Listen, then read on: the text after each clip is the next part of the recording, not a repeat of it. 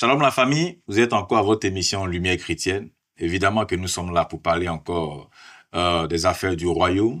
Voilà, et chaque fois nous abordons des thématiques avec les hommes de Dieu. Et aujourd'hui, nous recevons encore un homme de Dieu. Et genre, je vais le présenter parce que il aime pas trop se présenter. Lui, c'est Papa Rémi Olembo. Papa Rémi, soyez salué. Merci beaucoup, Prince. Merci vraiment. Merci encore aujourd'hui d'avoir répondu à cette émission, à cette invitation, pour partager encore des thématiques, comme je le disais tantôt, avec nos amis internautes. Voilà quoi. Pour moi, c'est un plaisir. Très bien, c'est un plaisir. Je voudrais d'abord commencer par me remercier. Hein. Vous voyez, dans les champs de Dieu, aujourd'hui, lorsqu'une personne t'invite une fois, deux fois, trois fois, c'est que cette personne-là te donne de la considération. Ce qui nous reste à nous, hein, c'est d'être reconnaissant, en fait. Je suis très reconnaissant d'être encore reçu sur ce beau plateau. Merci beaucoup. Je pense que beaucoup m'envient, mais ne m'en sorcelez pas. Demandez seulement, vous serez aussi reçu. Nous sommes ouverts, en tout cas. Laissez-nous des commentaires. Et voilà, je veux vous rappeler encore que nous sommes sur YouTube. Notre chaîne, c'est 2ETN. Vous pouvez taper dans la barre de recherche et vous allez voir. Vous pouvez liker, commenter et relayer aussi les émissions que vous regardez pour faire du bien aussi à d'autres personnes qui découvrent pour la première fois grâce au fait que vous allez partager. Donc, c'était un peu ça. Et comme je l'avais dit, c'est Lumière chrétienne. Nous sommes ici pour vous, en tout cas pour nous édifier avec des thèmes, avec voilà quoi, des histoires, avec des témoignages, en tout cas beaucoup de choses. Donc restez connectés jusqu'à la fin. Papa Rémi, comme je l'avais dit, aujourd'hui encore nous allons aborder une thématique, celle de le veuvage et le remariage. En tout cas, l'autre émission, vous étiez là. On a parlé du divorce, on a parlé du remariage. Donc, pour ceux-là qui n'ont pas encore regardé l'émission, voilà, je vous exhorte à aller encore sur notre page, comme je viens de le dire, de ETN, pour suivre l'émission précédente avec Papa Rémi. Il est encore là aujourd'hui, Papa Rémi. La thématique du jour, c'est le veuvage et le remariage. Déjà, je vais vous laisser un peu quelques mots. Qu'est-ce que vous pouvez dire déjà sur ce thème? Bon, le veuvage, c'est le fait de perdre l'époux. D'accord. Et comme on a parlé auparavant, les divorces concernent plus les hommes. D'accord. Qui répudient leur femme. Mais dans les cas de veuvage, il est rare qu'on parle des hommes veufs. Ok. Mais il s'agit de veuves. Il y en a quand même des veufs ou bien? Bon, dans la Bible, on parle seulement de le Dieu des veuves. Hein? On ne parle pas de veuves. Ok. Donc, une parenthèse est que le veuvage, il y a veuve et veuve. Pour des raisons d'assurance, une femme qui tue son mari n'est pas veuve. Oh, ah bon? C'est une meurtrière. Oh, d'accord. Voilà qui est bien placé. Oui. Le veuvage, c'est lorsque le mari, pour des circonstances non humaines, qui ne peuvent être gérées par les hommes, ni la conjointe, ni le conjoint, et la personne quitte ce monde. Oh, d'accord. Et dans les déclarations biblicistes, cette personne qui reste est d'ores et déjà libre de s'engager. Ok, d'accord. Il n'y a pas le temps fixé pour le veuvage. Le veuvage, d'accord. D'autres choisissent de vivre ainsi. Paul aussi va appuyer cela. D'accord. Hein? Tu peux rester. Et tu peux rester seul. Oui, ça c'est son avis. Il n'a pas dit que ça vient de Dieu. Il dit c'est son avis. Pourquoi? Parce que nous courons les risques de comparaison. D'accord. L'homme, pour apprécier, il compare. Alors, si le nouvel époux ne se comporte pas comme l'ancien, ça peut rendre l'autre malade. C'est ce qu'on appelle les maladies psychosomatiques. Donc, le veuvage, c'est un cas qu'il faut gérer avec Dieu, avec le plus grand des conseillers, le Saint-Esprit, le Paraclet. Donc, c'est ça le veuvage. Le veuvage, c'est lorsque un des conjoints nous quitte par rapport à la volonté de Dieu. Voilà. Et, si l'un des époux est l'origine de la mort de l'un ou de l'autre, là, il devient un meurtrier. Il ne peut pas porter les mots veuf ou veuve. Voilà, c'est un peu ça. En tout cas, il faut clarifier les choses. Oui, il faut clarifier les choses. Et puis, ces gens-là, qui sont de vrais veufs, peuvent se remarier, mais le choix et la décision leur reviennent. D'accord. partant de ce que vous venez de dire, Papa Rémi, je viens de me rappeler, je vais taire le nom de l'homme de Dieu. On voit, il y a aujourd'hui une polémique sur un homme de Dieu qui a perdu sa femme et qui s'est remarié. Beaucoup sont en train de parler sur les réseaux, jaser. Je sais que vous savez de quoi je veux parler, en fait. Oui, bien sûr. Mais dans ce contexte, dans ce cas, est-ce qu'il y a, on va dire, il y a un temps qui est déterminé ou pour se remarier ou parce qu'on entend beaucoup de choses? Qu'est-ce que vous pouvez dire par rapport à cela? Bon, moi, je pense que celui qui va te rabaisser, c'est celui qui t'avait élevé. OK. Si vous vous confiez aux médias pour que votre mariage, on avait ici une émission où on a parlé des réseaux sociaux. Les réseaux sociaux, oui. Yeah. Ici. Bon, selon les réseaux sociaux, vous récoltez ce que vous avez sémé. Parce que vous êtes allé dans les camps. Les réseaux sociaux ne veulent pas dire église. L'église, c'est vrai aussi. L'église a d'autres approches sur ce fait. C'était seulement dans l'église, peut-être qu'il n'y aurait pas autant de bruit. C'est pas faux aussi. Voilà. Yeah. Donc, un homme qui a perdu sa femme, il n'y a pas une durée qui lui est impartie pour se remarier. C'est selon la fusion de cœur de l'autre idylle qui va se présenter. Yeah. Voilà. D'accord. Déjà, il est libre de se remarier, sa femme est décédée. Tout. Non, la mort, c'est ça, j'ai dit. Oui. Si c'est toi qui donnes la mort à ta femme, tu deviens meurtrier. Tu n'es pas un veuf. C'est ça, c'est clair. Là, c'est autre chose. Yeah. Voilà. OK. Donc, Papa Rémi, que dit Paul sur le remariage des veuves dans 1 Corinthiens 16, verset 39? Je pense que c'est là où il dit que les veuves peuvent se remarier, mais il donne son avis que ce serait mieux que la personne reste comme ça. Bon, en tant que psychologue aussi de formation, je pense qu'un veuf, ou du moins une veuve, c'est mieux que le reste comme ça. Ça, c'est aussi un avis. Je suis d'avis de Paul. Avec Paul, OK. Yeah. Parce que se remarier, une veuve se remarier, il y aura beaucoup de problèmes de comparaison. Une veuve qui a aimé, réellement aimé son époux, je ne sais pas si elle sera en mesure de vivre tranquillement avec un autre homme, à moins que cet homme soit vraiment, vraiment, vraiment un homme avec Dieu, dans le vrai sens du terme. Donc, elle peut se remarier si elle veut vraiment, elle peut se remarier à la personne de son choix. Oui, à la personne, oui, elle est libre. Comme le veuf. Oui, bien sûr. D'accord, OK. Donc, déjà, Papa Rémi, le remariage d'un veuf est-il une obligation, un choix ou un péché? On commence par la fin, on commence par la queue, c'est pas un péché. C'est pas un péché. Okay. Donc, comme on l'avait dit, la personne est libre. Oui, la personne, c'est pas un péché d'abord. D'accord. C'est un choix. C'est un choix, OK. Elle est libre. Voilà. D'accord. Yeah. Déjà qu'elle n'est plus liée avec la personne est décédée. Oui, bien sûr. Yeah. Donc, quels sont les critères bibliques pour un remariage après veuvage?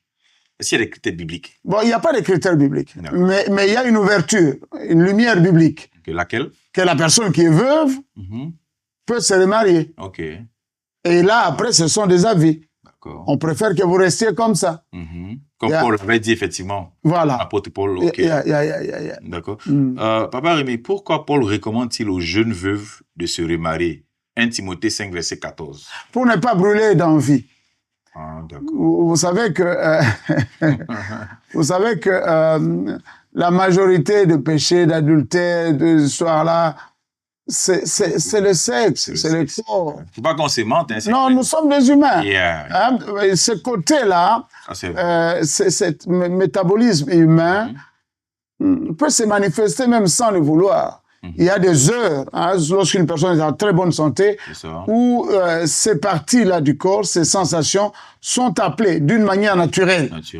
Alors, s'il n'y a pas de lieu de décharge, moi, je pense que c'est bon, enfin, tu vas t'électrocuter. C'est une fille, elle ferait mieux de se remarier. Voilà. La fille, la jeune fille, en tout cas, part. Va te remarier au lieu de brûler d'envie. Et même aussi pour le jeune homme, pour l'homme. Mais bien sûr. D'accord. En tout cas, c'est ça. Donc, voilà quoi. On ne peut pas obliger quelqu'un de ne pas se remarier. Non. Déjà, la Bible est claire. Si tu es jeune, pour ne pas brûler d'envie, vas-y. Marie-toi. Vas-y. Mais attention, il ne faut pas se précipiter. Il faut bien faire son choix. Il faut bien faire son choix. Pour ne pas détruire ta joie. Puis après, encore, ça peut être encore un divorce. Voilà. En tout cas, merci beaucoup, Papa Rémi. J'ai envie de demander, quelle est la différence entre la liberté chrétienne et la volonté divine dans le remariage?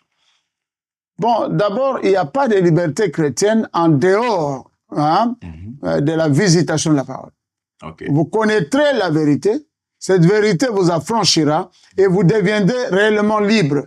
Comment vous deviendrez réellement libre? Parce qu'à l'instar de la lumière qui vous éclaire, alors votre liberté se repose sur votre choix et sur vos décisions. Je passe par la porte, la fenêtre ou le mur. C'est cette liberté-là. La liberté chrétienne, elle est dépendante de la révélation biblique. Biblique, c'est ça.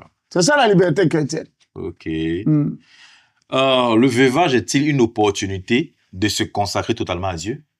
Le veuvage est-il une opportunité de se consacrer au Seigneur, à Dieu? Bon, le veuvage comme le célibat, ce sont de bonnes opportunités pour servir Dieu. Parce que lorsqu'on est marié, on est engagé,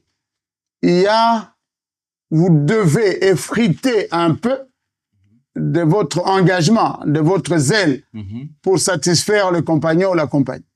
OK. C'est ça. Donc, un marié n'est pas totalement libre de servir Dieu. Ça dépend de ce qu'il va voir là-bas de l'autre côté. Ah bon, hein? Ah oui.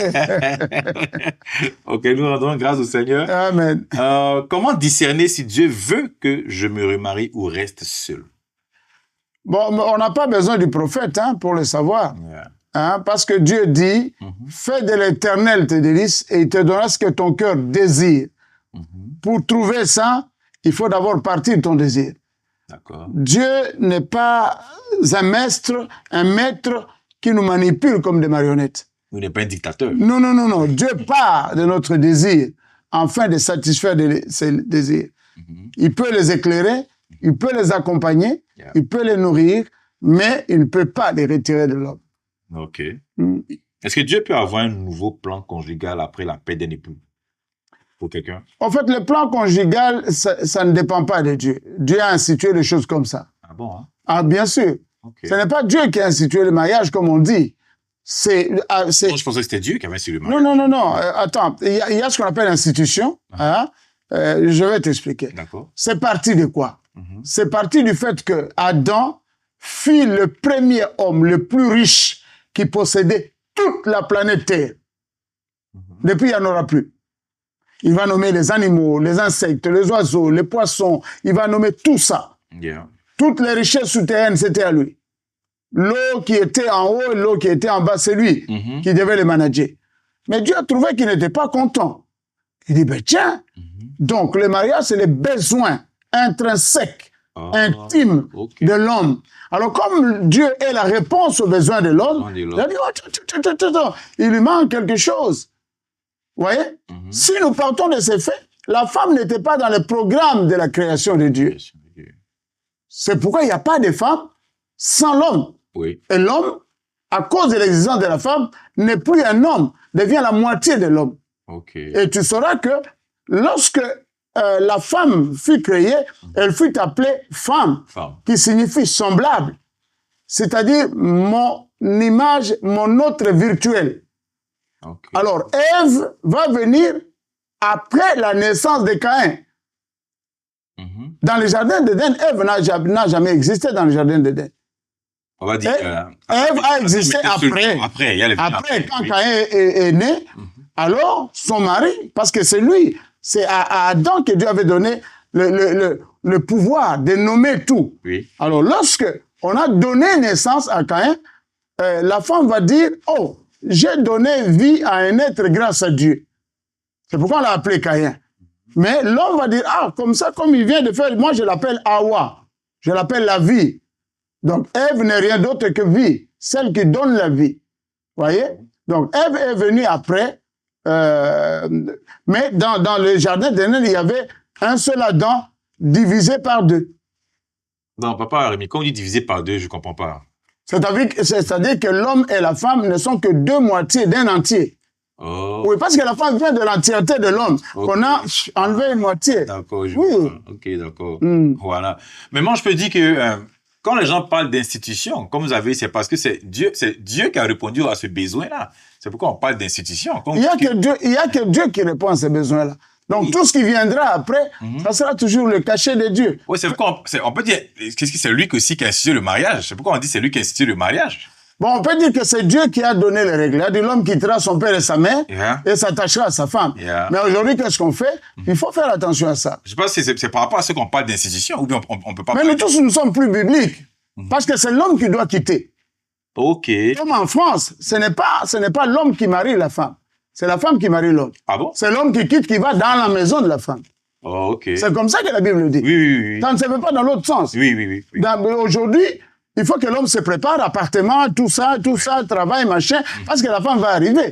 Mais bibliquement, ça n'existe pas. Ok. À part chez le roi. Oh, d'accord. C'est l'homme qui va. Oui, mais quand on dit l'homme va, l'homme quitte les parents, la famille pour aller se préparer pour recevoir son épouse. Non, pas pour recevoir chez eux, il va de l'autre côté. Il va chez la femme? Oui, bien sûr. Ah, c'est comme ça? Oui, il y a des pays qui ont respecté la Bible, où même les enfants portent le nom de la... Mais la Bible dit que l'homme quittera son père et sa femme s'attachera à sa femme. Oui, mais du côté de la femme. Ah bon? Bon, c'est pas la femme qui quitte. Il faut bien remarquer. Oh, wow. Qui fait le mouvement? Oui, l'homme qui le mouvement vectoriel, c'est l'homme vers la femme. On estime qu'il quitte la famille pour se préparer pour recevoir son épouse. Non, moi, je pense que si nous suivons la Bible, oui, la femme n'a pas cherché l'homme. Oui, je sais, je suis d'accord. Parce qu'elle n'existait pas. C'est l'homme qui avait besoin de la femme. Oui. Donc, c'est à l'homme. La Bible dit, il est difficile de dessiner le chemin qui a mené l'homme vers la femme. Vous voyez? Donc, c'est l'homme toujours qui va. Mais oui, on va dire l'homme va, peut-être chez la femme ou quoi, mais dans le cas où la femme n'a pas d'endroit, comment on va en faire ça? On appelle ça comment? Il doit avoir un endroit. Si c'est dans le désert, on reste avec elle dans le désert. Ok. Tu comprends un peu, hein? Je vois ce que je veux dire. Ouais, ça, mais pour moi, c'est un peu quand même truc, hein? Non, mais je vais t'expliquer une chose. Dans certaines traditions, on dit que l'enfant qui naît est à 100% sûr l'enfant de sa mère. Ok. Mais de son père, ça se discute. Il y a tellement de choses. Tu comprends un peu, hein? Oui. Donc, on va vers la femme, parce que c'est la femme qui est... On dit que c'est la femme qui détruit la maison ou qui la bâtit. Okay. On ne parle pas d'homme. Donc, la femme doit préparer une maison. Oui, la femme sage bâtit son foyer, on parle du foyer. Donc, elle est déjà sur son homme. Voilà, quoi. Non, c'est bien. Ça c'est une bonne chose. Mais on a parlé, mais il faut chercher maintenant scripturairement où le mouvement de la femme vers l'homme. Vers l'homme. OK. Alors, quels sont les dangers spirituels ou émotionnels d'un remariage précipité? Est-ce qu'on peut parler de précipité? Bon, on va dire précipité, est-ce qu'il y a un danger là? Bon, les dangers émotionnels, l'émotion en soi, c'est un danger. Parce qu'on parle d'émotion, on exclut la réflexion. Émotion, ça exclut la réflexion. D'accord. La réflexion, c'est-à-dire être illuminé auparavant, avant de prendre la décision. Donc, tout ce que tu fais émotionnellement est très dangereux. D'accord. Est très dangereux. Le seul danger, c'est peut-être l'infarctus, la déception, un autre divorce. OK. Donc, on doit veiller quand même sur nos émotions. Oui, bien sûr. L'un des deux peut devenir aussi veuf. Parce que ça tue, ça. OK. Comment accompagner une veuve ou un veuf dans sa réflexion sur le remariage? Est-ce qu'on peut dire accompagner un veuf ou une veuve? Oui, on peut les accompagner. L'Église doit toujours accompagner. OK. Même qu'il ait, on va dire, connu un premier mariage, on ne peut pas dire qu'il ait un peu d'expérience. Il faut forcément l'accompagner. Non, les mariages, c'est comme le goût, il n'y a pas d'expérience. Chacun goûte, et puis il se dit, bon, c'est bon. On a toujours une nouvelle réalité. Comment c'est bon, on ne sait pas, mais c'est bon. C'est vrai aussi. Voilà. Bon, celui qui a goûté un premier mariage peut tomber sur un mauvais. C'est ça le risque. C'est ça le risque aussi. Je dis, le risque d'après-divorce et d'après la mort d'un des conjoints, c'est la comparaison. D'accord. Si l'autre n'égale pas vraiment l'autre, ça crée des problèmes psychosomatiques. Ça crée des soucis graves. C'est pourquoi il faut beaucoup réfléchir. Il ne faut pas se lancer émotionnellement. OK. Donc, quelqu'un, on va dire, qui veut se remettre, on peut l'accompagner, les nécessités de l'accompagner. Bien sûr. La réflexion. Oui, beaucoup réfléchir. Parce que celui qui connaît d'avance souffrira moins.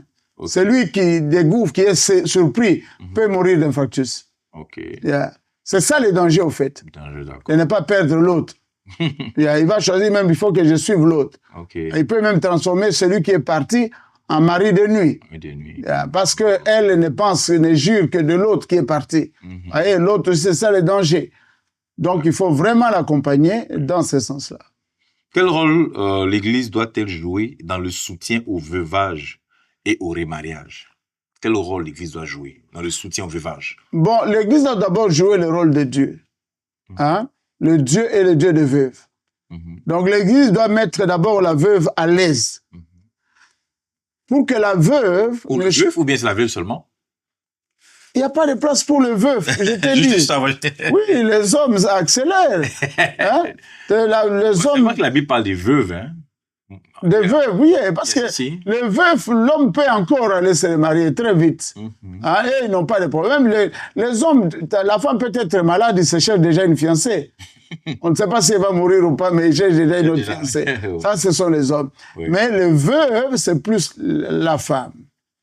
Et, il faut l'accompagner d'abord avec un soutien moral, un soutien financier, un soutien, du moins, afin de se retrouver dans la société, parce qu'elle va devenir comme un paria. D'autres vont penser que c'est elle qui a mangé son mari.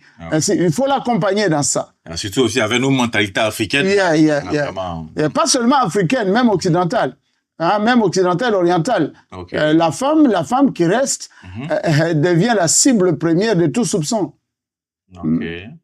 Wow, c'est fort, hein? Ouais. Wow. Donc, il faut la préparer dans ce sens-là pour qu'elle réintègre la société et puis qu'elle se bâtisse maintenant. C'est pourquoi il faut éviter la précipitation. En cas de veuvage, premier conseil, éviter la précipitation. Ok. Et pareil aussi pour le remariage, hein? Parce qu'on n'a pas du veuvage. Mais bien sûr, le veuvage, c'est éviter la précipitation au remariage. Le remariage, ok. Yeah. En tout cas, ouais. Merci quand même, Papa Rémi.